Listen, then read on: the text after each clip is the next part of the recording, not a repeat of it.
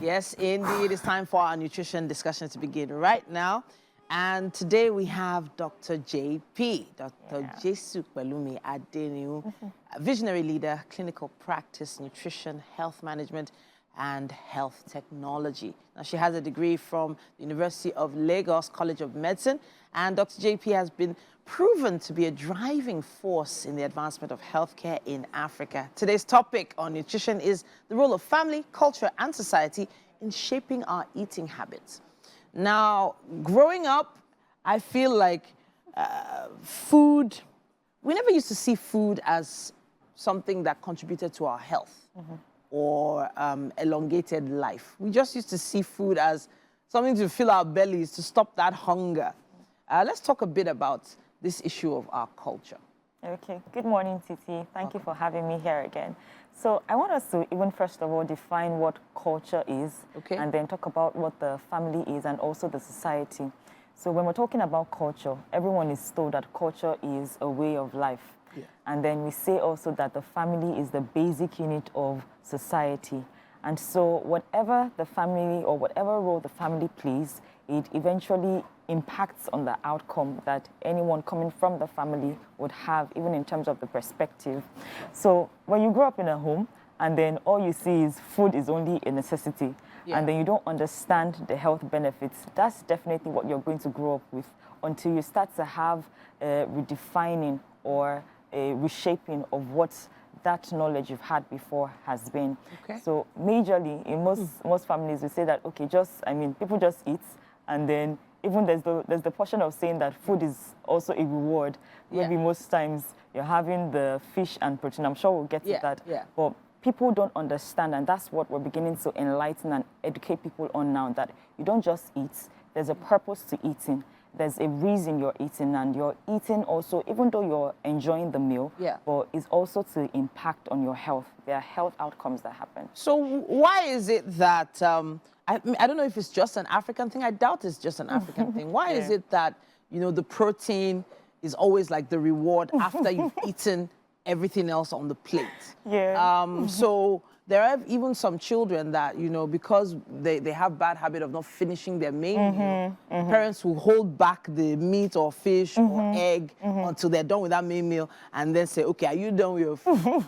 Take fish or take meat or take chicken. Whereas we know now, in 2024, that protein has to be a larger portion of the meal, but it is part of the main meal. Yes, it's part of the main meal. And again, that's why I said there's a need for re-education and there's a need for re-enlightening people.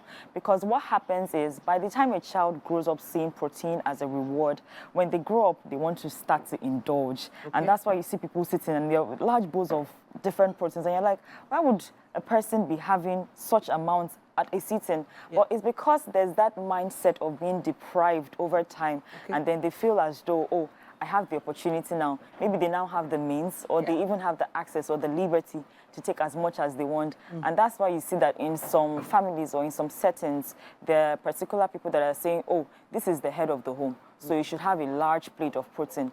And then you now have the child, and you're giving the child a tiny piece. So the child is looking forward to, oh, when I become the head of my home, I'm also going to have a large bowl of protein so that I can, you know, eat and show that I'm the...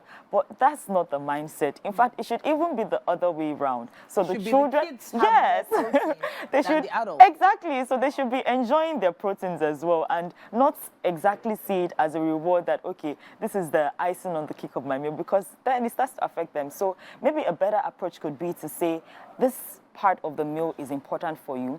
So you offer them the right portion of the carbohydrate. Tell them that also this protein, I mean, it just comes to that understanding. And when people know better, they tend to do better.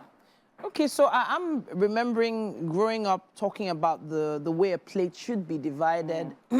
We had some nutritionists talk about turning the plate to a pie chart, so to speak, and dividing the plate into 4 portions. One portion being carbohydrates, 1/4 being carbohydrates, 1/4 being protein, 1/4 being vegetables, and 1/4 being left empty. Interesting. But empty because it's supposed to be replaced with a glass of water. Okay. But as you've already mentioned, protein is usually just 1 tiny piece on top of everything, unless it's something like, well, we used to think of beans as a major protein, but now we understand that it's more of a carbohydrate in every sense, but it has high levels of course, it still has, high protein. So what do you think we can ask families to do right now to sort of adjust that mindset? So we'll go back to education, education, education, and that's the power of the media, you know, in channeling that. Okay. So when people start to, I mean, imagine a family that is watching this now, and then they hear about how a child should not particularly see protein as a reward and is just a portion of their meal that is necessary for them as they're growing. Because those were the things that we saw growing up, and most times parenting is also modeling.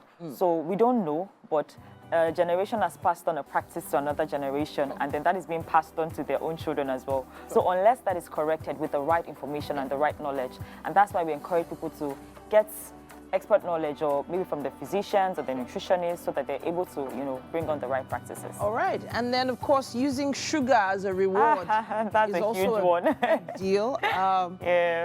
Giving sweets as rewards also means that later on in life they overindulge. Ice cream as a reward, they will overindulge. But if it's something that's just part of your dessert, just see it as then it won't be such an issue. Yes, it won't be. It's always great to have you on the show. Thank you so much, Dr. Thank JP. you. Thank you. We will be looking out for your tips. I know you always put some tips online on social media. We'll be looking out for that.